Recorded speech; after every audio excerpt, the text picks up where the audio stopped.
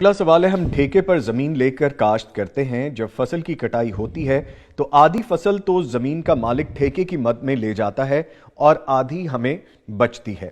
अब हमारे लिए क्या हुक्म है कि हम उससे आधी फसल पर उशर दें या फिर सारी फसल पर उशर देना बनता है? बराह करम दोनों सूरतों में रहनुमाई फरमाएं। पहली बात तो ये है, भाई के सवाल से ऐसा लगता है कि जैसे ज़मीन का मालिक बहुत जुल्म ढा रहा है इन पर। ऐसा तो नहीं है, उसने ज़मीन दी है और वो उसका किराया ले रहा है जी। तो उसकी मेहरबानी है कि उसने काश्त के लिए इस भाई को ज़मीन दी हुई है, तो अब वो तो अपना ठेका या किराया ले रहा है।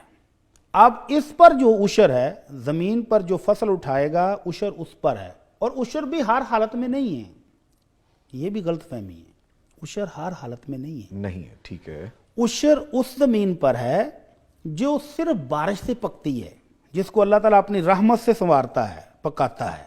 आप ट्यूबवेल का खर्चा नहीं उठा रहे, आप नहर का खर्चा नहीं उठा रहे, आप कुएं का खर्चा नहीं उठा रहे, आपने पीटर इंजन नहीं लगाया हुआ, आप कोई भी जरिया इस्तेमाल नहीं करते, आपके एक्सपेंस नहीं हो रहे उस पे। हाँ, ये देखिए आपका नारोवाल का इलाका जो है जी, वहाँ लोग बीज बो के आ जाते हैं और जितना पानी चाहिए 6 माह के अंदर गंदम को, चावल को, हर मौके पर अल्लाह ताला बारिश देता है। सुभान अल्लाह।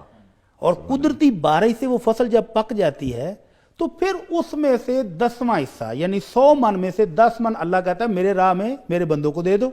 ठीक है, इसको कहते हैं उशर। ठीक है। और अगर आपने ट्यूबवेल से पानी लगाया है, नहर से पानी लगाया है, इंजन के जरिए पानी उसको सराब किया है, तो फिर निसफ है 100 में से 5 मन। ठीक है। तो ये जो भाई पूछ रहे हैं कि किस पर है, तो ये उशर और निसफ उशर उसी पर है जो फसल उठाएगा। किराया दे दिया है, बाकी जो इसका हिस्सा बचा है उसमें ये चेक करे कि वो कितनी है। फिर हर मिकदार पे नहीं है, अल्लाह के नबी सल्लल्लाहु अलैहि वसल्लम का हुक्म है कि 5 वसक से कम पर उशर भी नहीं है। 5 वसक कितना होता है?